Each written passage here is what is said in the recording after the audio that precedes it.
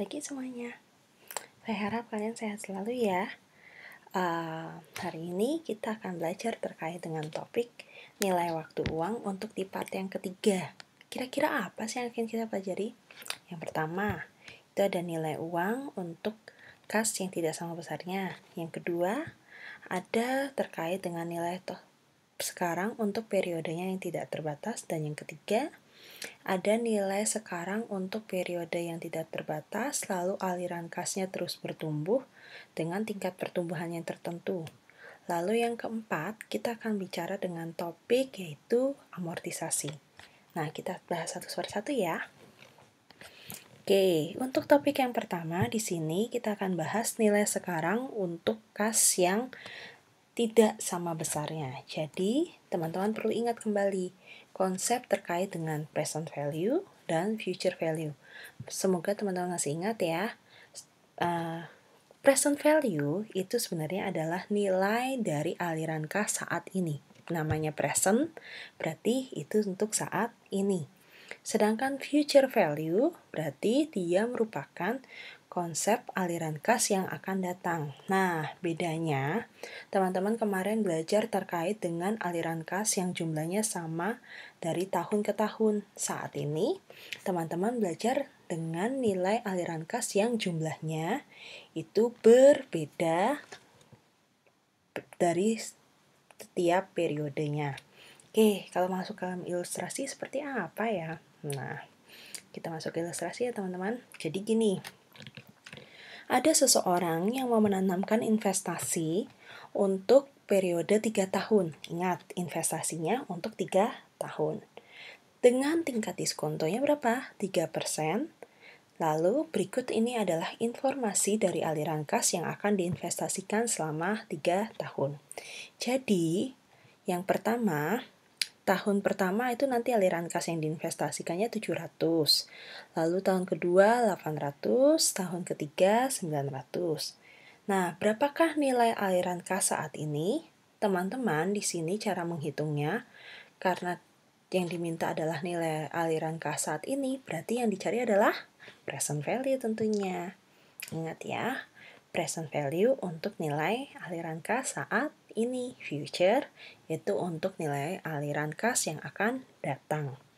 Nah, tentunya teman-teman masih ingat rumusnya ya dari present value, yaitu aliran kas dibagi 1 plus bunga pangkat periode waktunya. Nah, yang berbeda di sini apa? Yang kemarin kita belajar itu di sini angkanya aliran kasnya dari waktu ke waktu sama, sekarang berbeda. Nah, karena berbeda berarti yang dihitung juga angkanya per setiap periode juga berbeda. Jadi, untuk periode pertama, present value-nya adalah 700 dibagi 1 plus 3% pangkat 1. Teman-teman perlu ingat kembali saya menggunakan rumus formula. Jadi kalau rumus formula berarti ada pangkat N-nya dan itu sesuai dengan waktu yang akan kita cari. Nah, untuk periode pertama hasilnya nanti adalah 679,6.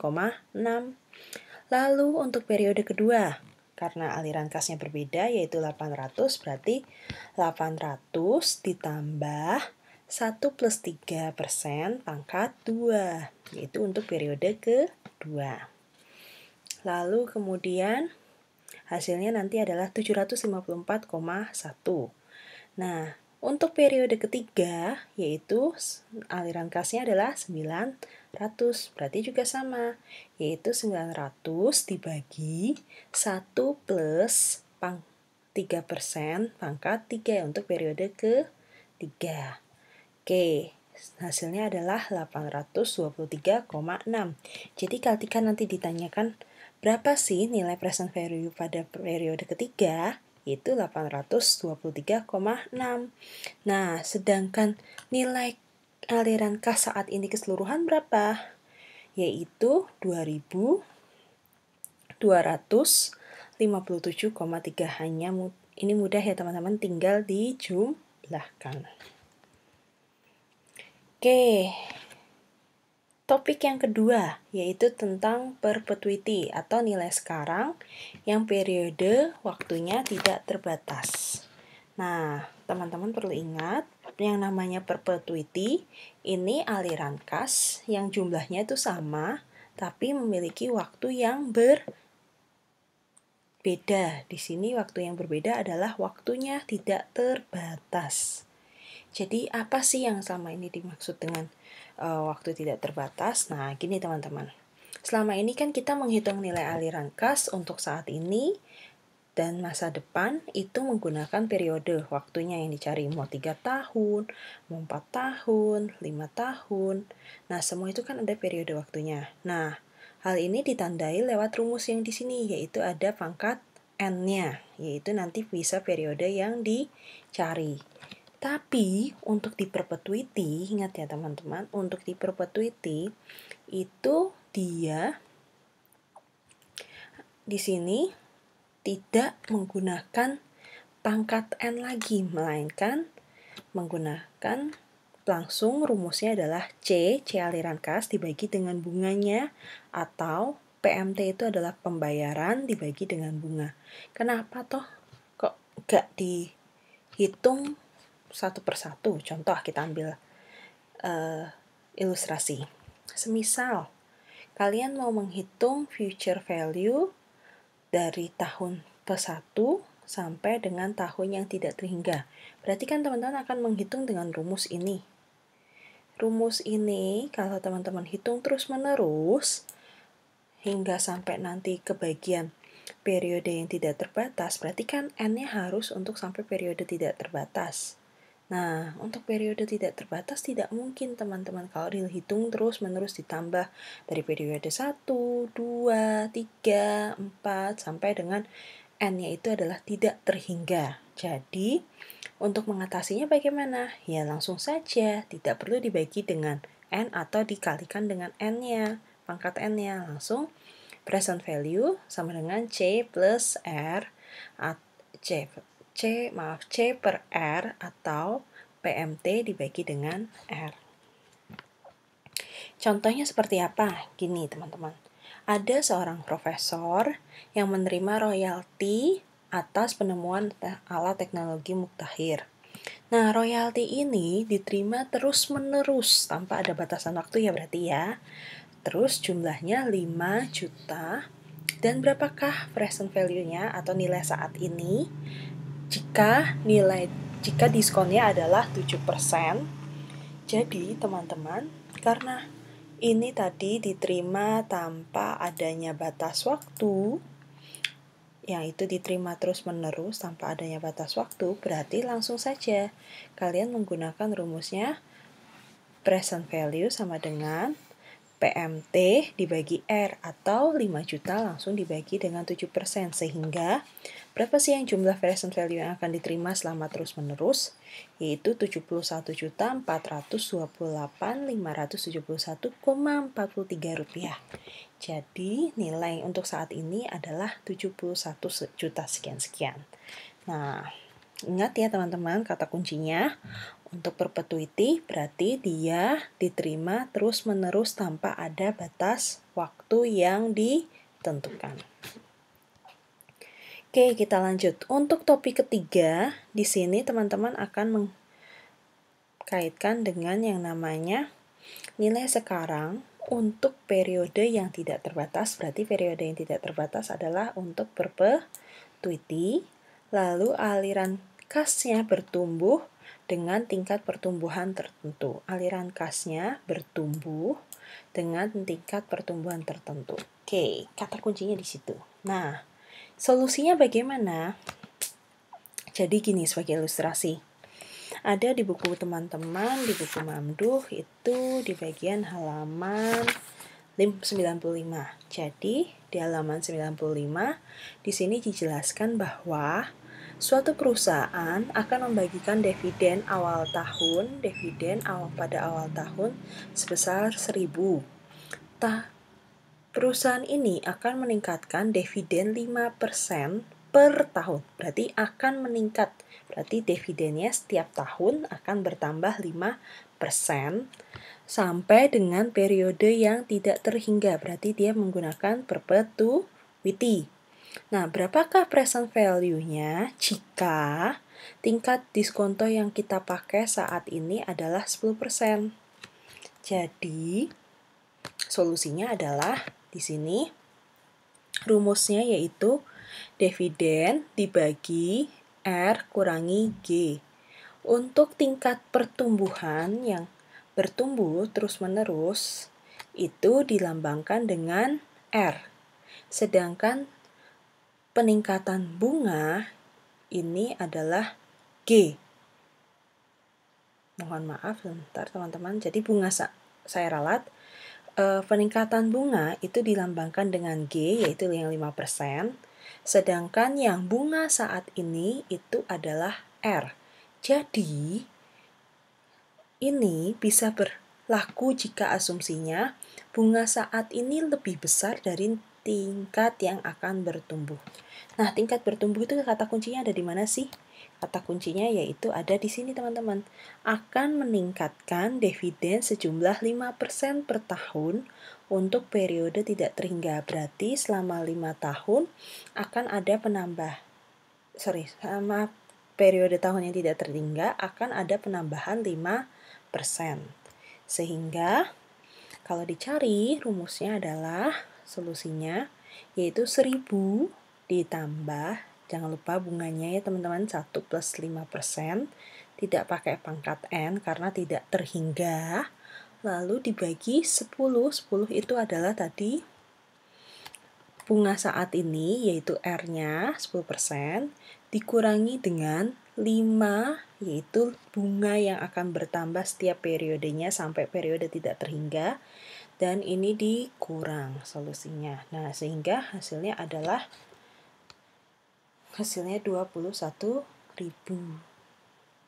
Oke.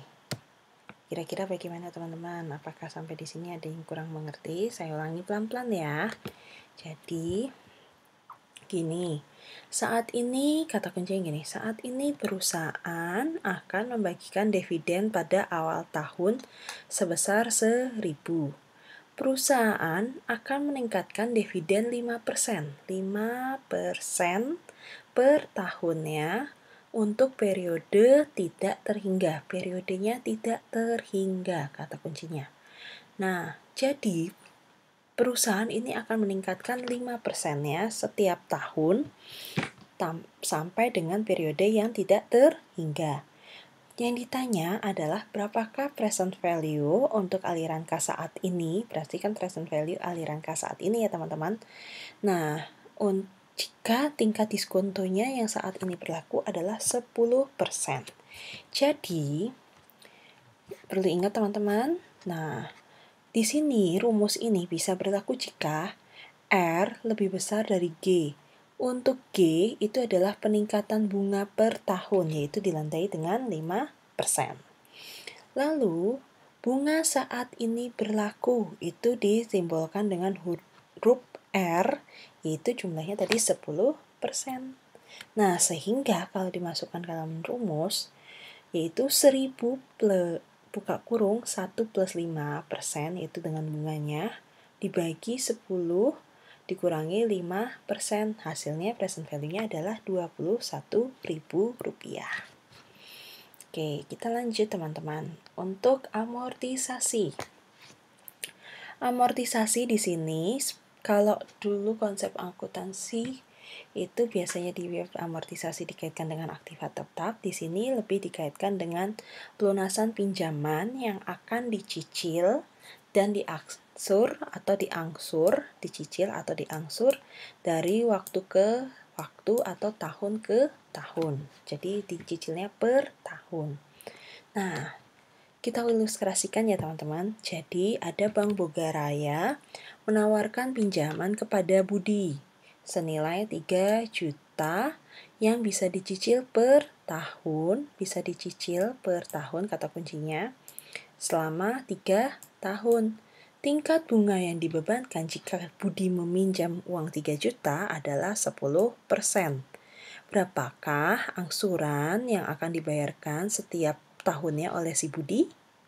Yang kedua yang ditanya adalah buatlah teman-teman diminta untuk membuat schedule amortisasi, dan yang ketiga berapa jumlah bunga yang dibayarkan. Oke, kita mulai satu persatu teman-teman. Nah, pembahasannya dimulai dari cara mencari cicilannya per tahun. Caranya adalah untuk mencari berapa jumlah angsurannya setiap tahun, teman-teman menggunakan tabel present value anuitas. Jadi, nilai X yaitu pinjamannya berapa dibagi dengan tabel PPIFA yaitu present value anuitas untuk periode 3 tahun dengan bunga 10%, sehingga hasilnya adalah nilai di tabel itu adalah 2,4.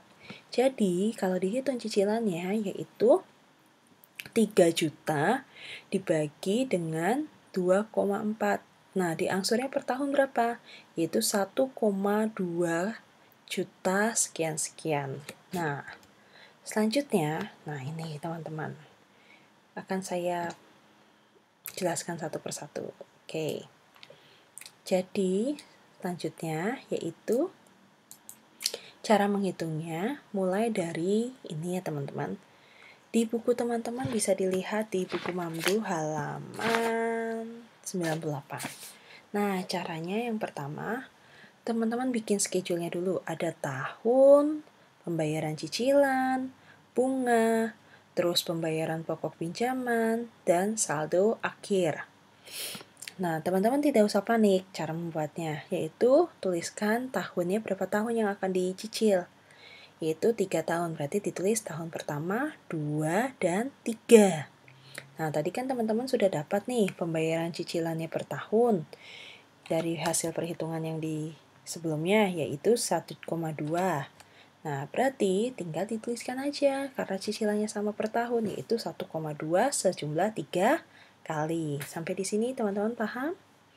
Oke, saya harap paham ya. Nah, lanjut untuk menghitung kolom B, C, dan D, ini dimulai dari kolom yang D dulu ya. Jadi yang dipinjam berapa saldonya? Yaitu 3 juta. Nah, saldo 3 juta ini, lalu kemudian kita cari bunganya. Cara nyari bunga untuk periode pertama adalah 3 juta dikali 10%, yaitu sehingga hasilnya 300.000. Jadi ini langkah yang pertama, yaitu cari nomor bagian kolom B. Setelah kolom B dihitung, cara menghitungnya saya tadi ya, berarti bunga saldo akhir yang berlaku dikali dengan bunganya, atau kolom D dikali dengan bunganya. Jadi, untuk menghitung pembayaran pokok pinjaman berapa? Yaitu kolom A 1,2 dikurangi dengan 300, hasilnya 900.000 sekian-sekian. Nah, untuk saldo akhir pinjaman, cara ngitungnya adalah saldo akhir yang tahun sebelumnya atau periode 0 dikurangi dengan yang pembayaran pokok pinjaman di periode pertama. Hasilnya adalah 2,093 sekian. Nah, sama halnya dengan untuk periode kedua. Teman-teman harus ngitung dulu. Tadi kan pembayaran cicilannya sama nih tahun ke tahun, jadi tidak ada perubahan ya. Lalu untuk bunga, nah cara bunganya ngitungnya adalah dari saldo akhir pinjaman yang sejumlah, maaf teman-teman, ini belum saya ralat. Oh benar, yaitu yang sejumlah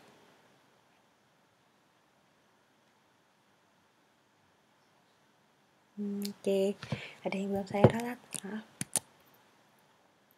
Kita benerin dulu ya. Oke. Bunga untuk periode kedua itu berarti tadi ya bareng-bareng aja kita hitung. Yaitu dihitung dari 2,093 juta dikali dengan 10%, hasilnya adalah 209.000 sekian-sekian ya.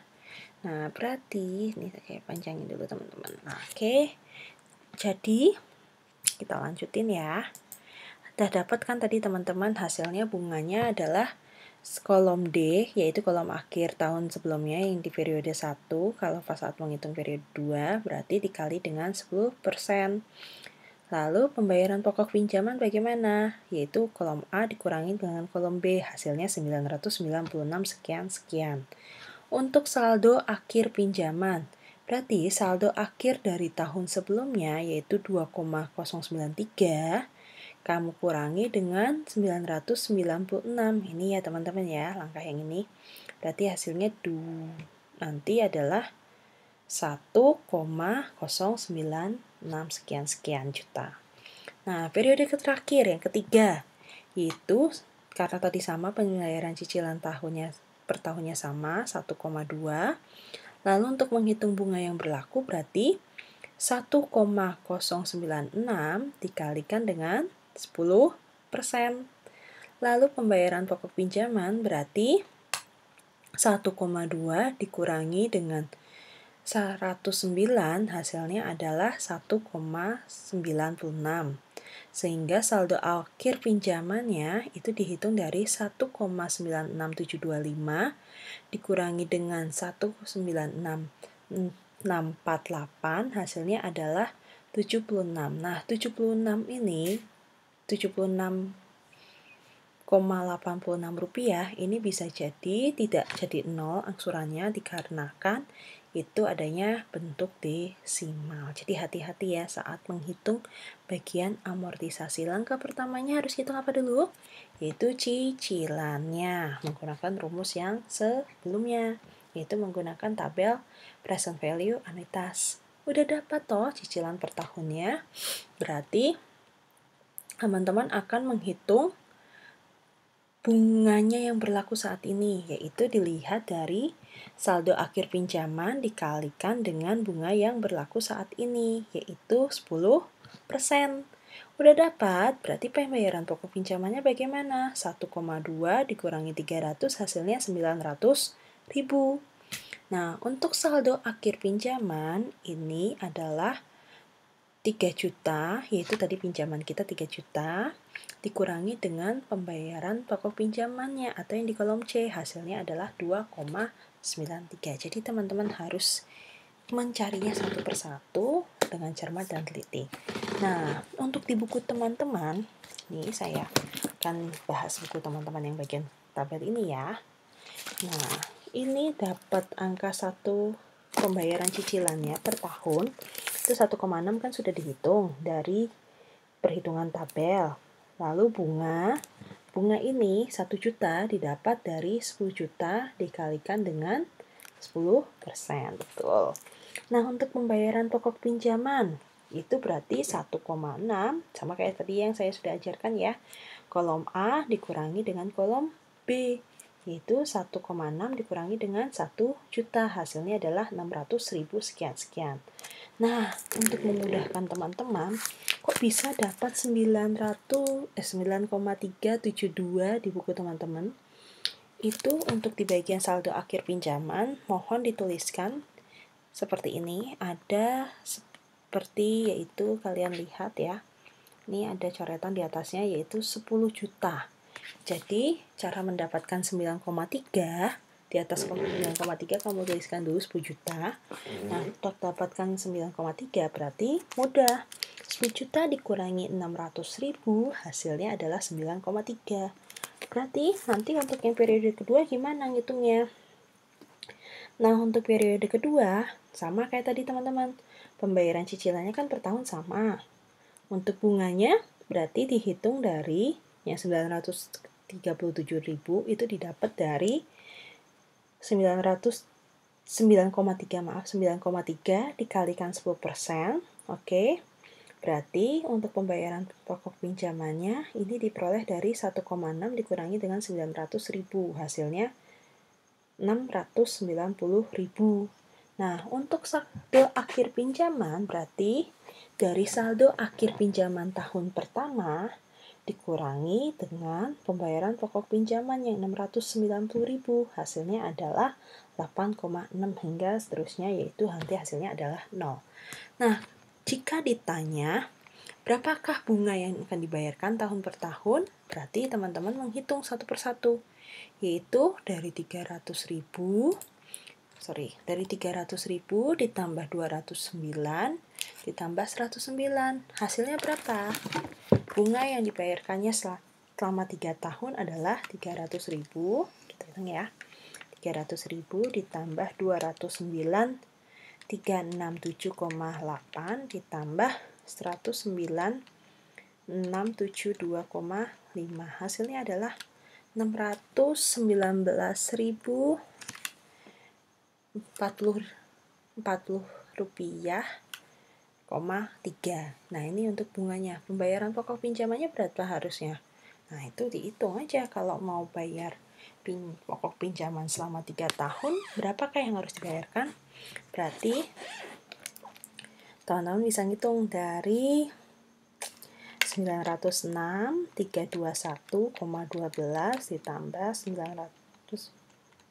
996, 953,32 ditambah 1096648,62. Hasilnya adalah 2,9. Hampir mendekati 3 juta kan? Nah, berarti selisihnya nanti harusnya sebenarnya 0. Ini hanya karena masalah desimal, jadi angkanya saldo pinjamannya 76. Oke. Sekian teman-teman penjelasan saya hari ini terkait dengan nilai topik nilai waktu uang untuk part ketiga. Kiranya teman-teman bisa paham dengan penjelasan saya. Apabila ada yang belum paham dengan pertanyaan saya, silahkan komen di channel YouTube saya dan mohon di-subscribe ya untuk menambah kira-kira ada informasi penting apapun, nanti akan saya terus update di channel YouTube saya. Terima kasih semuanya, sampai jumpa, sehat selalu, dadah.